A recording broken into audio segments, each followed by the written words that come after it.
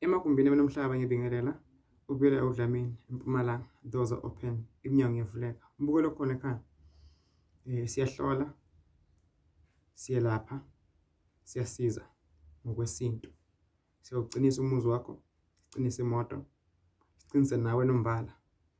Phinde sihlole, sivule inhlanhla, sivule umsebenzi, sihlambulule isithunywa, sikwenze negobongo ngombukelo khona ekhaya.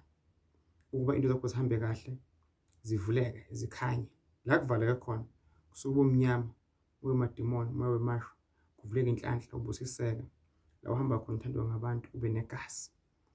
Ngeke bathande bonke abantu oyini imali, kepha ezilokhu impilo yakho iya phambili, khona into ezivulekayo, ilokho okuhle okufunekalayo kuwe mbukelo khona ekhaya.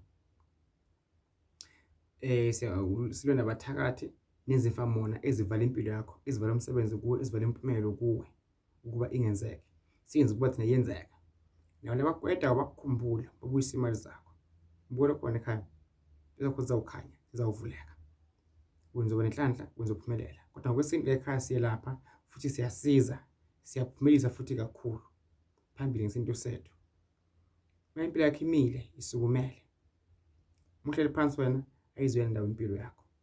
Sekucela kuphi manje ezandleni zakho mbukelo khona ekhaya. Uyafisa ukuba nomuzi, uyafisa ukuba nemoto, uyafisa ukugana, uyafisa ukuyogana, uyafisa ukuphumela empilweni. Mayivuleke inhlanhla ube nogazi.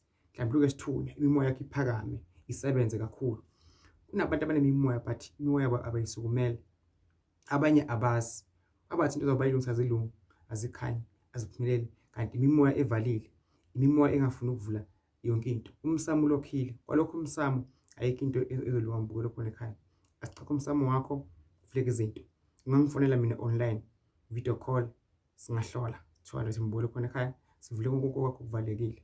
La ekhaya ikhona insebenzo.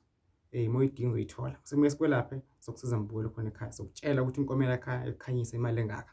Kuze kuvuleke ini into zakho sikhandle, sikulungisele. Njengoba ulapha ekhaya nje manje ungasebenzi, ungaphumeli empilweni, ungatholi ingane, uhlukumezeka, uyaboshwa, ugcina imoto, bafuna ukubulala. Yeyi, mbukelo khona ekhaya, khona insebenzo enamandla. Ngizokwenzela ngeke ubhilive. Nkosi.